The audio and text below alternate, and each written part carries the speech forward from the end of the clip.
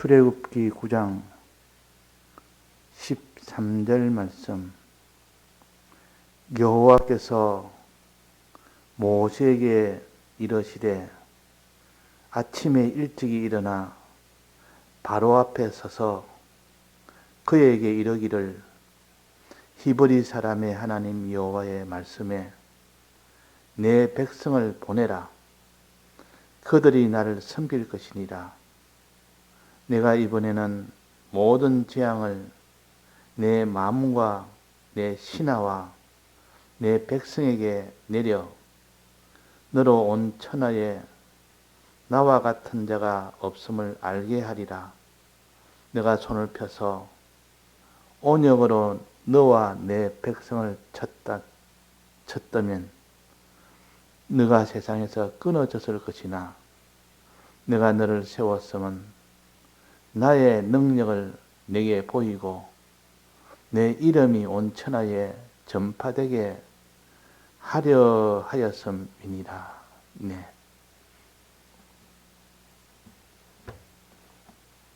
어제 공가를 배운 제목이 이스라엘의 해방입니다. 이스라엘 백성들이 어떻게 해방을 받았으며 또 해방되고 난 뒤는 어떤 길을 걸어갔는가 하는 것을 우리가 똑똑히 알고 우리도 이스라엘 백성처럼 해방을 받아야 되고 또 해방 뒤에 오는 자유함도 받아야 됩니다. 그래서 이스라엘 백성의 노정은 해방받는 노정과 자유받는 노정, 이 둘로 나눌 수가 있습니다. 그러니까 애굽 땅 종되었던 집에서 벗어나는 것, 이것이 해방입니다. 애굽 땅 종되어서 벗어나야 그 다음에 가나안 땅에 들어갈 수 있지 않습니까? 그래서 애굽 땅 종되었던 집에서 벗어나는 이 해방을 이스라엘 백성이 받았고 우리도 죄와 마귀와 사망의 종에서 벗어나는 이 해방을 우리도 이스라엘 백성처럼 해방을 받아야 됩니다. 그 다음에는 해방받고 난 뒤에는 어떻게 되냐? 애굽에서 나오고 난 뒤는 어떻게 했습니까? 가나안 땅에 들어갔습니다. 가나안 땅에 들어가는 과정이 뭐냐? 자유라, 자유. 자유란 뜻은 내가 하고 싶은 것을 하는 것이 자유입니다. 이거는 옳은 일이다. 이거는 선한 일이다. 이거는 거룩한 일이다. 이것을 이대로 내가 살기를 원하는 그것을 자기가 다 할 때 그것이 자유입니다. 하고 싶은 것을 할 때의 자유지.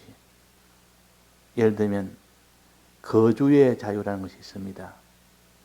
내가 어디에 거주하고 싶은 대로 내가 자유로 거주할 수 있다 해서 내가 거주하고 싶은 대로 자기 자유로 거주합니다.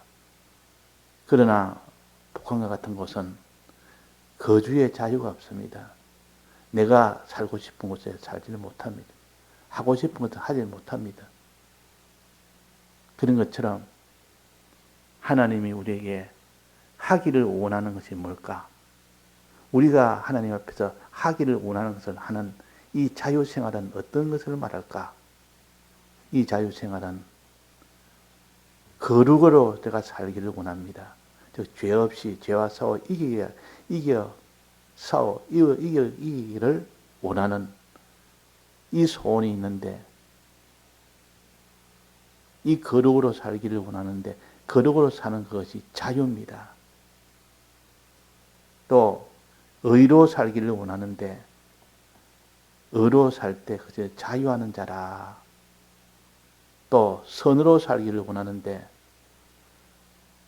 그 사람이 선으로 결국은 살게 될 때 그 사람을 자유하는 자라 할 수 있습니다. 해방은 뭡니까? 원치 않은 일, 내가 원치 않은 일을 거기에 붙들려서 하게 되는 것을 거기서 나올 때 그것이 해방입니다. 원치 않는 일. 예를 들면 죄를 짓기를 원치 않는데 죄에게 붙들려서 계속 죄를 짓습니다.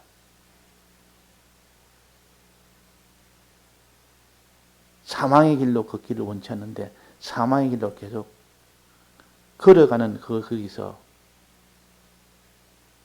해방이 되는 겁니다. 벗어나는 겁니다.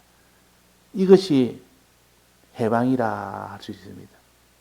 그 이스라엘 백성은 애굽 땅 종되었던 집에서 벗어난 해방을 받은 백성이요. 또 거기서 더 나아가서 정말 하고 싶은 원하는 대로 하는 일이 자유인데 거룩과 의와 선으로 살기를 원해서 이 세 가지로 살 때 그 사람이 자유하는 생활이라. 우리는 해방이 먼저 받아야 되고 그 다음에 자유함을 그 뒤로 받아야 됩니다. 이것이 우리의 구원의 길입니다. 그래서 어제 본가에 보면 해방은 신앙의 자유라. 해방과 자유는 신앙의 두 길입니다. 해방과 자유는 죄와 마귀와 사망에서는 해방을 받고 의와 거룩과 선에서는 우리는 자유를 얻는 이 해방과 자유의 길을 이 두 과정의 길을 걸을 때 그 사람이 구원을 얻습니다. 그럴 때 이 두 과정을 걸을 때 홍해는 무엇을 가르쳤냐? 홍해는 반드시 해방을 얻고 자유를 얻으려면 주님의 죽으심에 우리가 동참을 해야 됩니다. 주님의 부활하심에 동참을 해야 됩니다. 그래야 우리가 해방을 얻고 자유를 얻지요. 그러기 위해서는 주님의 죽으심에 동참받고 주님의 부활하심에 우리가 동참하는 이것을 한마디로 뭐라 했습니까? 세례라 그랬습니다. 세례라. 물속에 연합하여 함께 들어갑니다. 주님과 함께 물속에 들어가고 주님과 함께 물속에서 나오는 겁니다. 이것이 세례의 본질이요. 세례의 정신입니다. 우리는 주님의 대속을 믿음으로 연합되고 또 주님이 우리를 위하여 대속할 때 희생한 것처럼 희생함으로 동참이 되는 것이지 그것을 믿지도 않고 희생도 하지 않으면 그 주님은 혼자서 죽으시고 혼자서 부활하셨지 우리와 함께 죽으시고 함께 부활해야 우리가 능력을 받습니다. 비로소 거기서 해방도 받고 자유도 얻고 이렇게 된다는 것이죠. 그래서 홍해바다 건너면 세례를 가르친다. 또 광야는 뭐냐? 광야는 어려움이 있는 환난이 있는 현실을 가르쳐서 광야라 그랬습니다. 교회가 어려움을 만나서 환난 속에서도 그 길을 걸어갈 때 그것을 광야길이라. 또 요단강은 뭐냐? 요단강은 무엇을 상징하느냐? 마지막 홍해바다 건너서 광야를 지나서 마지막은 요단강을 건넙니다. 요단강은 뭐냐? 마지막 주님을 따라가는 최종 단계에서 죽음을 내놓고 가는 그 길이 요단강을 가르쳐요. 우리는 마지막 주님 앞에 나아가는 최종의 단계는 죽음이라는 죽음을 내놓고 가야 되지 가지고는 못 갑니다. 이것이 요단강이라는 뜻입니다.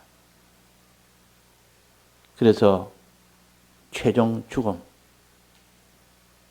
최종 희생, 죽음과 희생이라는 이걸 통해서 마지막 이 이스라엘 백성들이 해방의 완성이 되고 자유의 완성이 됩니다.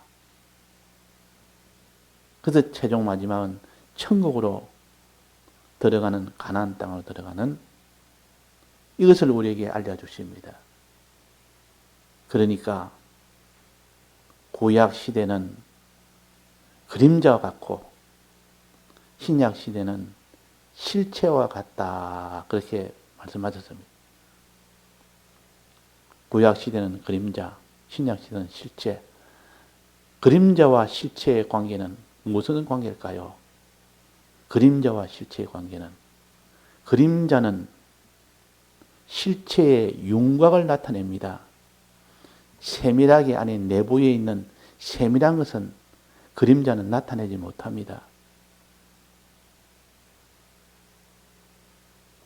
비둘기라는 모양의 그 그림자는, 비둘기라는 하나의 외곽의 세부적인 것은 몰라도 외부의 형태 정도로, 윤곽 정도는 알 수 있도록 해주는 것이 그림자입니다. 그러나 이 내부의 실체를 환히 알려면 그림자를 보고는 알 수 없습니다. 다만 그것을 참고로 알 수 있고 윤곽을 알 수 있고, 그러니까 그를 통하여 실상을 유추할 수 있는 이런 길은 있어도 그 그림자 가지고는 내부의 실상을 알지는 못합니다. 그런데 이제 실상이 와서 나타나면 내부에 있는 것을 환하게 압니다. 세밀하게 압니다. 이 그림자와 실체의 차이입니다. 구약은 그림자와 같고 신약 시대는 실체와 같다 하는 것을 우리가 알아서 이 구원의 이 실상을 알기 위해서는 신약 시대에 하나님이 성령으로 주셔서 하는 이 도를 붙들어야 되고, 그러나 이 구원의 그림자를 먼저 알도록 하기 위해서는 구약 시대에 그때 하나님이 우리에게 말씀하신 그 구약의 말씀을 통하여 이 모든 구원의 그림자를 알 수가 있습니다. 알 수가 있습니다. 자, 그림자를 보면 쉽습니다.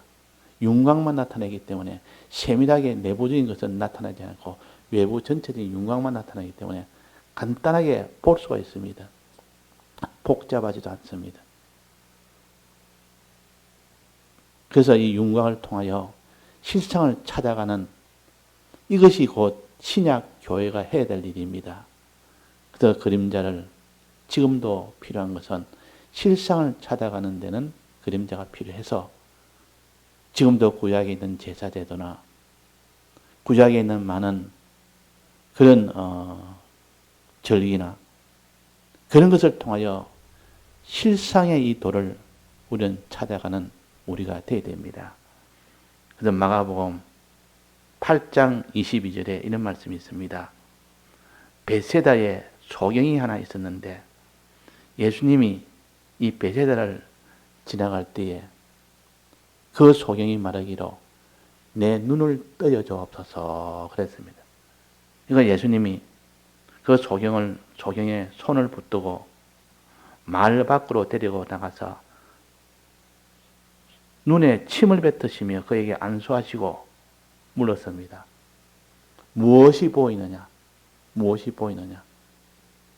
그랬더니 그 소경이 하는 말이 하늘을 우러러 보이며 가로되 사람들이 보이나이다. 사람들이. 지금까지 보지 못했던 이 소경이 사람들이 보인다고 합니다. 사람들이. 사람에 대한 일론에 대해서는 전혀 무지하던 자가 이 성경을 통하여 비로소 사람이 어떤 건지를 이제는 알게 되는 겁니다. 지금까지는 사람에 대해서 몰랐단 말이에요. 이 성경을 통하여 보니까 사람에는 하나님이 6,700년 전에 만물을 지을 때 맨 마지막 날에 사람을 지으시고 그때의 흙과 하나님의 형상으로 지었다고 그렇게 하셨고, 그것이 곧 영이요 육이라고 하는 것을 또 알게 됩니다. 그러니까 이 구약을 통하여 윤곽적으로 사람에 대해서 알 수 있도록 해주신 것이 구약에 있는 그림자와 같은 말씀입니다. 그리고 또 예수님께서 다시 그 소경에 말하기로 그 눈에 다시 안수를 한 번 더 합니다. 한 번 더 하면서 주목하여 보더니 어떠냐? 한 번 더 안수하여 어떠느냐? 하고 또 물으니까 그 소경이 하는 말이 만물을 밝히 보는지라. 만물이 환하게 다 보입니다. 지금까지 보지 못했던 만물을 실상으로 다 보게 됩니다. 과거에는 사람 같은 형체가 보이지만은 나무가 걸어가는 것처럼 보였다. 나무는 하나의 형체만 있지 세밀하게 보이는 사람은 나타내지 않았습니다. 그러나 두 번째 안수하고 보니까 만물을 밝히 보는지라 모든 만물을 다 볼 뿐 아니라 그 속에 있는 세밀함까지도 환히 볼 수 있도록 해주셨다. 그래서 신약과 구약의 차이가 하나는 그림자요 하나는 실체를 가르친다. 실체를 가르치고 하나는 그림자를 가르친다. 실체를 알기 위해서는 그림자를부터 먼저 보고 그림자를 가지고 차차차차 실체를 찾아가는 이 과정이 있어야 되고 마지막 실체에 도달해야 구원이 되는 겁니다. 실체가 어떠느냐? 주님에 대해 속이 어쩌며 주님이 우리에게 주신 진리가 어떠하며 그로 인하여 주신 구원이 어떠하며 이런 것을 구약에 있는 제사제도로 절기로 찾아가는 이 수고와 이 노력과 이 도움을 받아야 우리가 실체에 도달할 수가 있습니다. 그래서 애굽은 세상을 가르치고 이스라엘은 오늘의 기독자를 가르치고 해방과 자유는 신앙의 두 길을 가르치고 홍해바다 건너는 것은 세례를 가르친다. 예수님의 죽으심에 우리가 동참하고 예수님의 부활하심에 우리가 동참하는 이것을 가르쳐서 이것이 되어져야 최종 우리는 구원을 얻을 수 있다는 것이요. 또 광야는 여러 가지 환란이 있는 현실을 가르칩니다. 이스라엘 백성이 걸어갈 때 그때 광야를 걸어가는데 그때는 환란이 있는 현실이라 그 환란이 있는 현실을 다 통과해야만 비로소 건너편에 건널 수가 있습니다.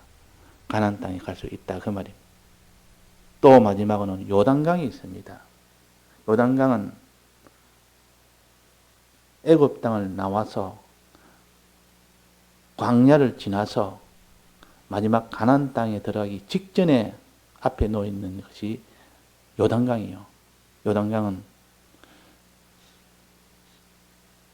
생명을 최종 죽음이라는 이 희생, 죽음 이걸 통해서만 마지막 가나안 땅에 들어갈 수 있지 요단강을 지나지 않고는 건너지 않고는 가나안 땅에 들어갈 길이 없습니다. 유일한 길이요. 즉 육체의 생명을 아낌없이 주님 앞에 드리는 그 희생을 통해서만 마지막 너는 가나안 땅에 도착할 수가 있다. 구원을 얻을 수가 있다. 하는 것을 가르치기 때문에 이런 건 개인의 최종 죽음을 아끼지 아니하고 주님 앞에 드리는 이것을 가르쳐서 요단강이라 그랬습니다. 마지막 가나안은 천국을 상징한다. 가나안은 천국을 상징한다. 가나안 땅에 들어갔단 말은 천국에 들어갔다는 말이다. 하는 것을 구약에는 상징만 말했지 거기에 대한 해석은 하지 않았습니다. 그러나 신약에 와서 이것을 해석을 다 함으로 인하여 이 구약에는 이 도와 신약에 있는 도는 딱 하나로 합쳐질 수가 있는 겁니다. 그래야 온전한 이 구원을 받을 수가 있다 하는 것을 가르치고, 그래서 오늘은 신앙의 두 길은 이스라엘 백성이 애굽에서 해방되어 나오는 것, 또 가나안 땅에 들어가서 자유하는 것, 이 두 단계로 나눌 수가 있습니다. 그러니까 해방과 자유. 우리나라도 일제에 거기에 붙들려서 거기다 종노릇 하다가 거기서 해방을 맞았습니다.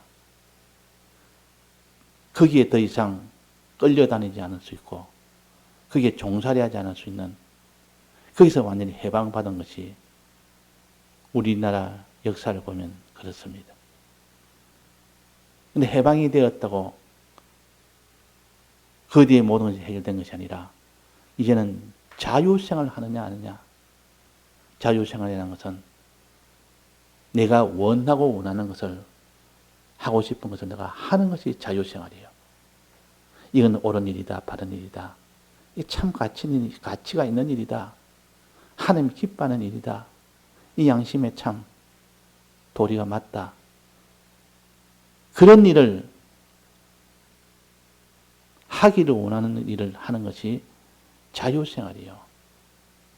그 반대로 해방을 맞는 것은 하기를 원치 않는 그런 일을 속박을 당해서 하게 될 때 거기서 벗어나는 것이 해방입니다. 벗어나는 것이. 일제시대 때 일제의 그 속박에서 다 원치 않는 일이죠.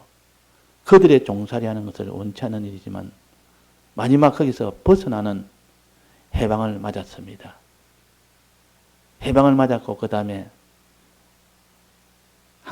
대한민국에서는 법을 만들어서 제헌절이라는 이 절기를 통하여 법을 만들었습니다. 법을 만들고 난 뒤에는 모든 것은 법대로 처리한다. 이것이 그 나라가 해방되고 난 처음 한 일이요. 법이 있어야 그 나라가 서기 때문에 그래서 헌법을 먼저 제정했고 그 다음에 모든 율법을 다 법률을 다 제정했고 법이 서야만 나라가 시작이 됩니다. 그래서 이 법대로 처리하는 것이지 이 법대로 처리하지 않고 그냥 왕이 내 마음대로 처리하면 그거는 자유민주주의는 아닙니다. 그래서 이 세상에 있는 나라도 이런 자유생활을 하기를 원하죠. 어떻게 하든지 너는 이 땅에서 자유생활해라. 옳고 바르고 참되다고 생각되는 대로 그대로 하는 것이 자유생활이라.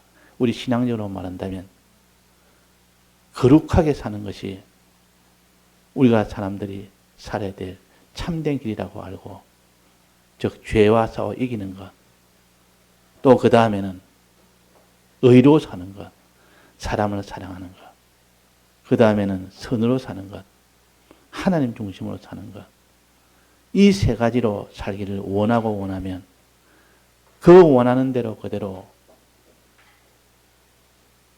하며 사는 것을 자유생활이라 그럽니다. 원하는 일이 되어도 실제로 그렇게 살지 못하면 자유생활을 못하는 겁니다.